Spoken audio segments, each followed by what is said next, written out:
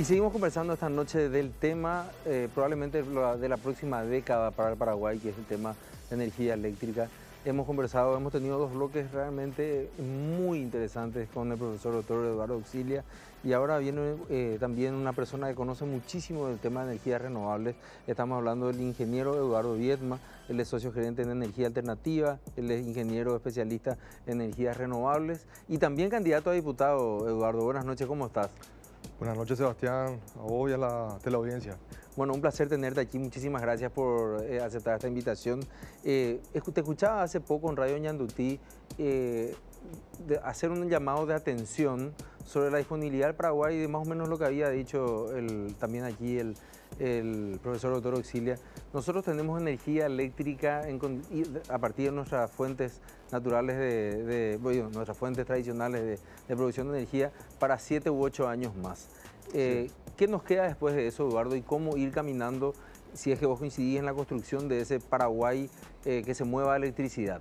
Sí, no, es realmente así. Nosotros, esta disponibilidad de energía que tenemos aún, ¿verdad? Y que nos trajo a una situación en la cual pensamos que todavía tenemos muchísima energía para un tiempo ilimitado, inclusive mucha gente piensa que es en forma ilimitada. No es tan así, ¿verdad? La realidad es que tenemos 7, 8, capaz, en el mejor de los casos, 10 años más de energía eléctrica, y lo cual significa que tenemos que empezar a pensar hoy qué vamos a hacer a partir de ese momento, ¿verdad? Y como todos sabemos, los técnicos por lo menos manejamos tiempos de 10 años como mínimo para la planificación y ejecución de todo lo que sea generación eléctrica, que es muy diferente al problema que hoy tenemos, que es de distribución eléctrica, que es por lo cual tenemos cortes eléctricos y tenemos problemas en la parte de cuando hace calor o cuando hay tormenta, ese tipo de cosas, ¿verdad? Que se basa más en la infraestructura que llega a las casas, que tiene que ver con los cables que vemos en las columnas y tiene que ver también con los transformadores que podemos ver también dentro de las cuadras, ¿verdad? La generación es muy diferente porque la generación se trata de generar esa energía eléctrica desde algo, que en este caso en Paraguay estamos generando a través de agua, que es hidroeléctrica, ¿verdad? Así también tenemos otras posibilidades, que es la energía solar, la energía eólica y la energía de biomasa, que el Paraguay dispone aún, y si es que se hace un plan a mediano y largo plazo, se puede hacer algo sostenible y algo que sea, digamos, que el Paraguay del futuro pueda basarse perfectamente y seguir teniendo energía limpia por lo menos 100 años más. 100 años más, estamos hablando prácticamente de un siglo, y cuando hablas de biomasa, corregime, estamos hablando de energía de madera reforestada. Claro, eso hay que aclarar bien. Nosotros en Paraguay hoy tenemos de la matriz energética, hay un gran contenido, casi un 40% de biomasa aún de consumo a nivel nacional. O sea, hoy tenemos familias que hoy día están cocinando, están teniendo luz en su casa y están calefaccionándose con leña, ¿verdad? Y esa leña es nativa, esa leña proviene de los bosques. Y eso no es sostenible, ¿verdad? Eso sabemos bien que en algún momento eso se va a acabar y eso va a traer una serie de consecuencias ya a estas familias que son la mayoría de escasos recursos. Así también tenemos que las industrias en Paraguay aún utilizan mucha biomasa para la producción de energía, para la producción de sus productos. Entonces, esta energía es económica hoy, pero también cada vez es más difícil de acceder. Las distancias a las cuales los fletes tienen que trasladarse para llevar leña de un lugar a otro son cada vez más largas y eso encarece el precio. Pero aún así se sigue utilizando biomasa, ¿verdad? El punto importante acá es que hay que invertir en reforestación, porque si no, esta biomasa, que hoy es relativamente rentable para estas industrias, va a ser imposible de adquirir de acá a poco tiempo. Estamos hablando básicamente a este ritmo de deforestación que tiene el Paraguay, aproximadamente 5 a 8 años, el Paraguay va a tener una crisis energética, pero por el problema de la biomasa, ¿verdad? No por el problema eléctrico. Se van a juntar todo, probablemente de acá a 10 años vamos a tener una crisis energética en dos frentes, que puede ser el tema de biomasa y el tema de energía eléctrica. Entonces hay que empezar a planificar eso y actuar, especialmente en el tema de biomasa, porque la biomasa, para ser reforestada, tarda 7 años a partir de la reforestación para poder empezar a hacer una recolección de leña, ¿verdad? O sea, yo necesito 7 años a 10 años para poder empezar a cortar estos árboles y empezar a tener de vuelta biomasa reforestada. ¿Y será por eso, Eduardo, que tenemos tantos, no sé si tantos problemas, tenemos tan poca demanda de proyectos o de créditos para, donde tenemos todavía productos que se transformen en créditos que sean sostenibles y utilizables para la reforestación? Yo, al igual que vos, seguro conocemos algunas personas que o individualmente o a través de grandes empresas multinacionales hicieron los grandes proyectos de reforestación en el Paraguay, pero todavía no hay como una conciencia, a excepción de, voy a hablar solamente del ejemplo que yo conozco de la cooperativa Colonias Unidas en el sur, que tienen todavía ellos mismos su mercado de biomasa, por eso ellos todavía están, ellos reforestan con esa seguridad, pero en el resto del país todavía parece que no están viendo que es un gran negocio.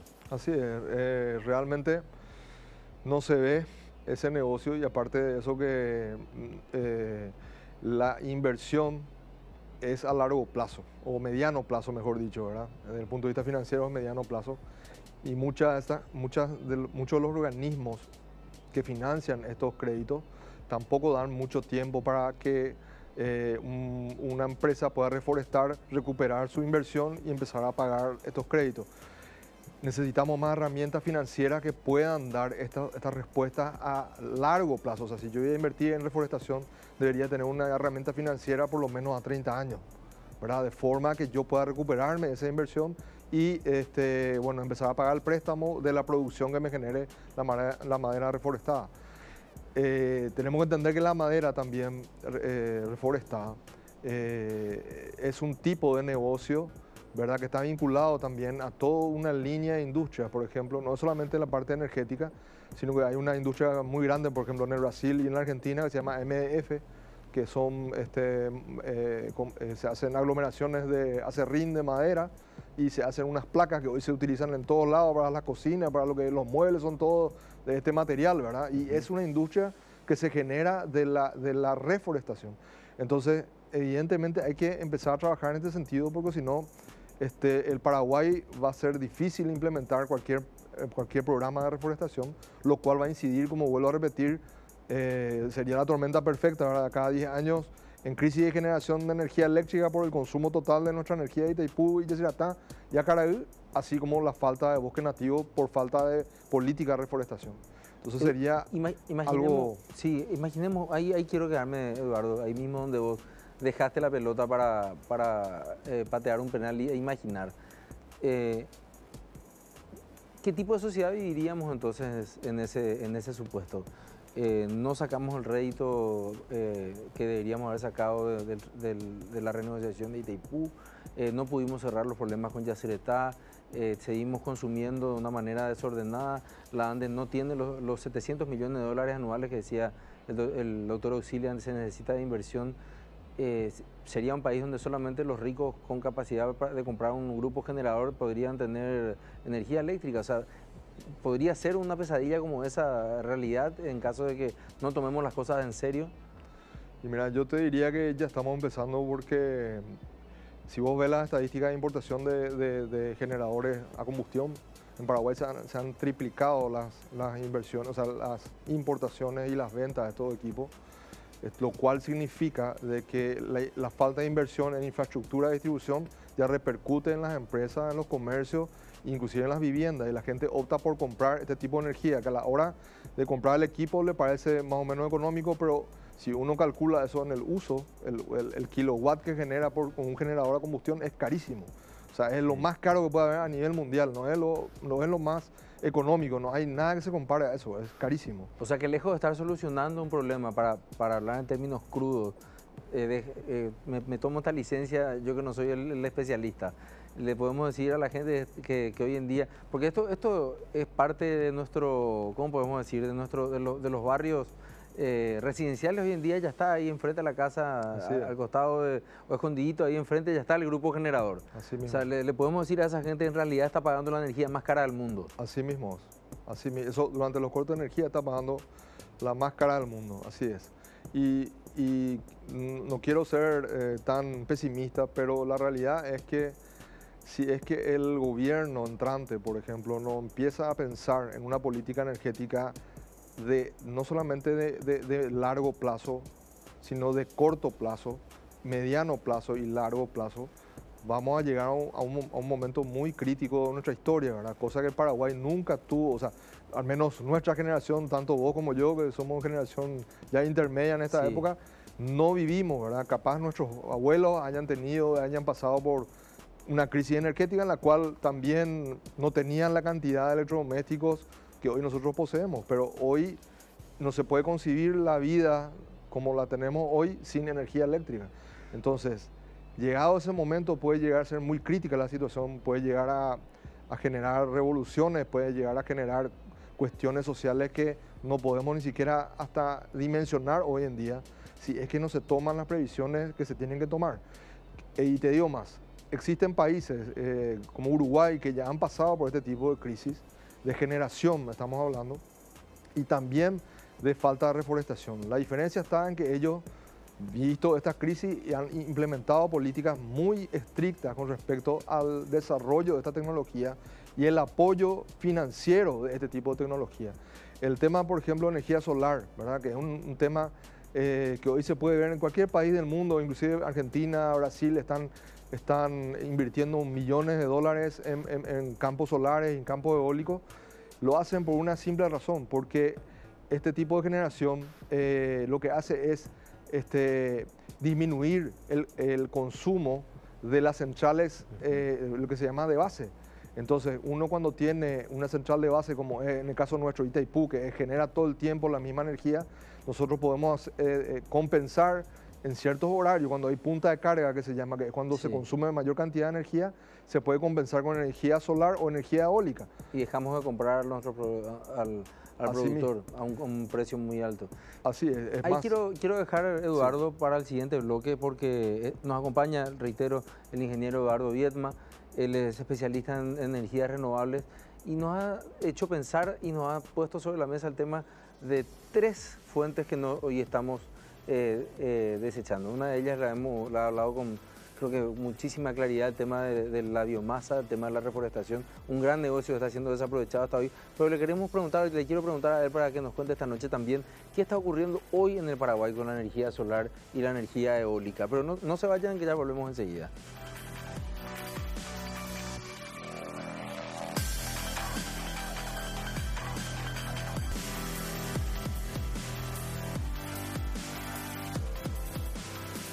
Seguimos hablando sobre el futuro de la energía en el Paraguay, en nuestro sistema eléctrico, en nuestro sistema energético, hacia dónde vamos.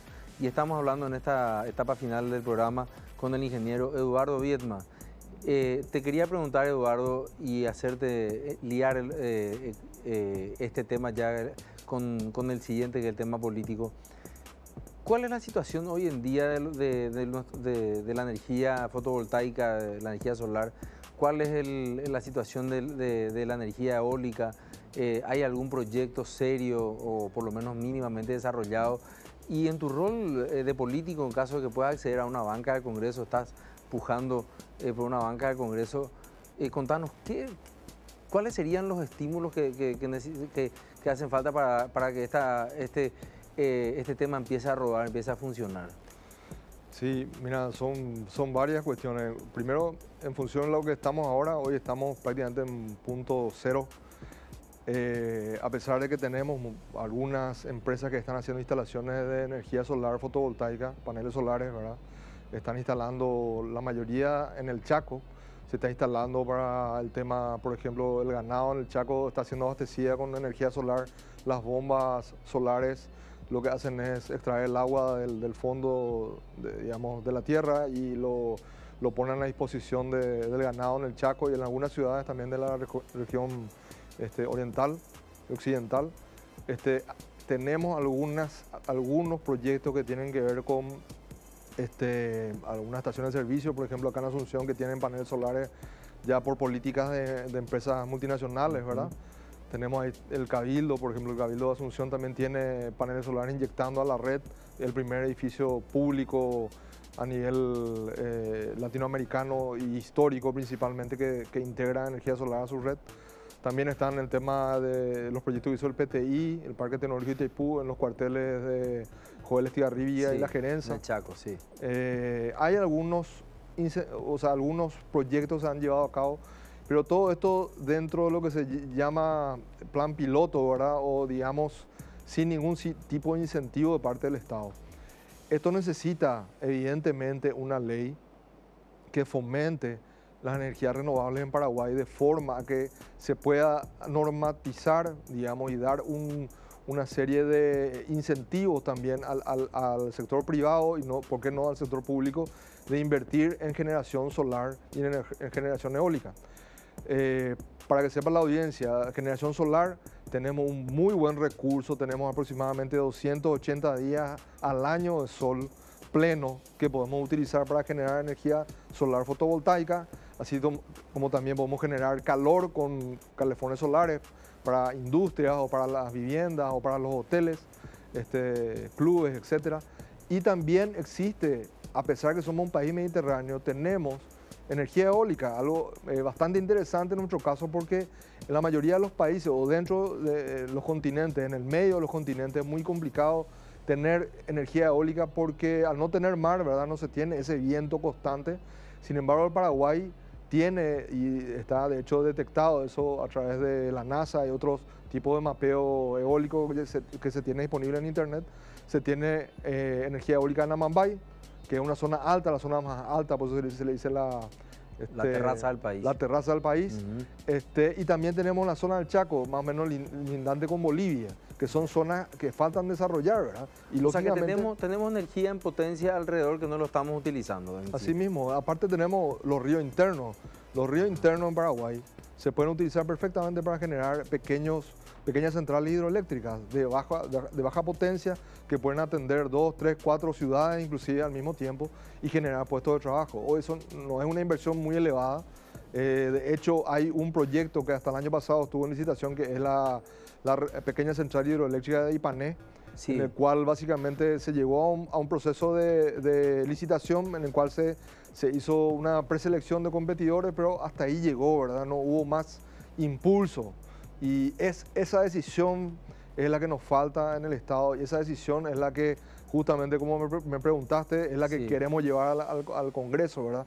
Tratar ya de pensar un poco en el Paraguay del futuro y no más tanto en la inmediatez del día a día, ¿verdad? Muchas veces capaz nos absorbe ese día a día político que hay entre un bando y otro bando, esa discusión mediática y ahora ya por redes sociales, pero realmente nosotros queremos tratar de llevar una discusión un poquito más elevada y tratar de que principalmente los jóvenes les guste el tema político y no solamente eso, sino que miren un Paraguay diferente, un Paraguay con recursos reales que tenemos.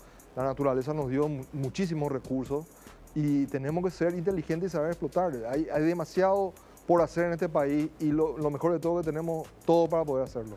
¿Dónde se deberían dar estas discusiones, Eduardo? Aquí hay una pregunta, seguramente ya te la habrán hecho varias veces. ¿Nosotros necesitamos realmente un Ministerio de Energía o podemos seguir debatiendo entre ANDE, Ministerio de Obras Públicas, Ministerio de Relaciones Exteriores, nuestra política energética? Y digo esto porque Relaciones Exteriores principalmente porque nuestras dos principales represas la compartimos y la cogestionamos con países extranjeros. O en realidad hay que centralizar en algún lugar donde uno pueda decir, bueno, los proyectos van a salir de aquí. Exacto. El Ministerio de Energía es fundamental.